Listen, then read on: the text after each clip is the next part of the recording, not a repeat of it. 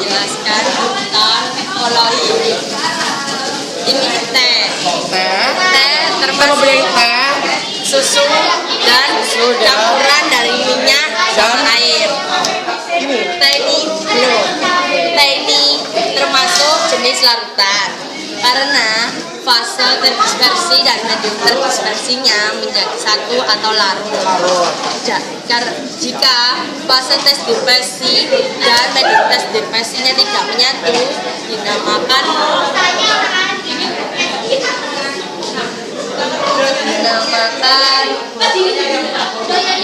campuran heterogen. Di sini kita campuran heterogen mempunyai campuran dari air dan minyak. Namun air dan minyak bisa menjadi satu jika ada deterjen. Jika ada sabun yang dinamakan emulsifier. Emulsifier ini berfungsi untuk menyatukan atau suatu zat yang menyatukan fase terdispersi dan medium terdispersinya. Ini contohnya minyak yang larut dalam air karena adanya emulsifier. Yaitu Contohnya dalam kehidupan sehari-hari adalah baju yang kotor selalu direndam dengan air dan deterjen supaya kotorannya hilang. Nah, di tengah-tengah larutan dan campuran heterogen kita mempunyai susu dan air. Di sini susu sama-sama mengandung lemak. Tapi mengapa lemak dalam susu bisa larut? Karena di dalam susu instan atau susu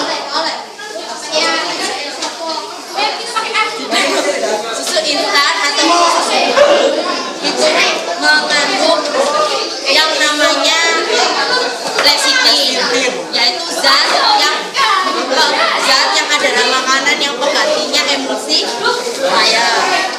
Biasanya di dalam susu larut ini emulsifier dinamakan lecithin, namun di dalam bentuk susu ini namanya kasein. Di sini larutan susu ini namanya suspensi, yaitu fase terdispersi dan medium terdispersinya tercampur.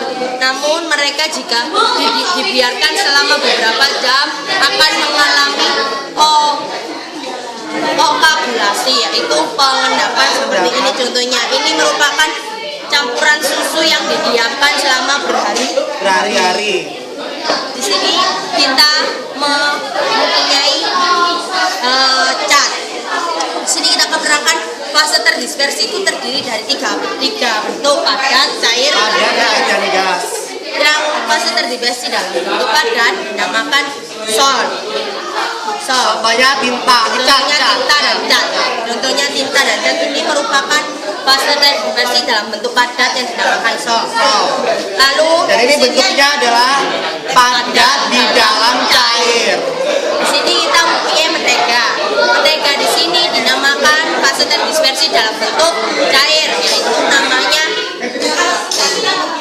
emulsi, yaitu padat dalam cair. Cair dalam cair. Karena mengapa cair dalam cair? Maksudnya adalah bulan ini kan termasuk dalamnya lemak. Lemak itu cair. Nah, dalam bentuk cair, namun biasanya sesuai produk-produk yang ada bisa dipadatkan ataupun dicairkan seperti mentega cair. Susu ini juga termasuk itu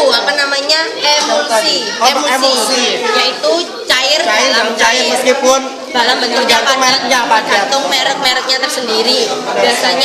Biasanya kalau emulsi ini tuh kan ini susu juga mengandung lemak juga dalam cair, namun biasanya juga ada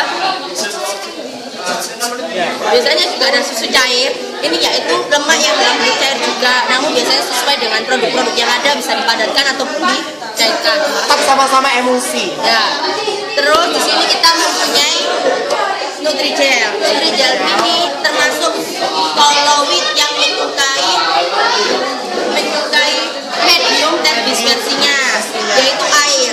Meskipun gel ini dituangin air sebanyak apapun, dia akan tetap semakin kenyal dan lebih menyukai medium terdispersinya, yaitu air. That's right. Dan contoh Dan dinamakan di sini dinamakan namanya hidrofil. Ini namanya hidrofil karena dia menyukai medium terspesinya.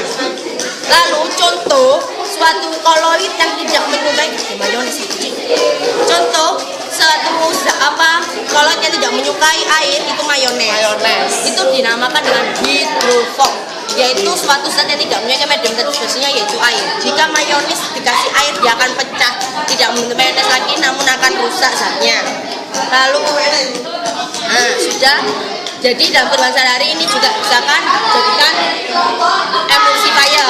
Ya, ini juga bisa emulsifier. Selain ini dalam menggunakan mayones kita bisa menggunakan emulsifier yaitu menyatukan minyak dan air, yaitu dengan emulsifiernya menggunakan telur. Kuning telur lebih tepatnya. Sekian presentasi dari kami. Wassalamualaikum warahmatullahi wabarakatuh. Waalaikumsalam warahmatullahi wabarakatuh. Salam 3 jari wani. Rumania. Sudah, aku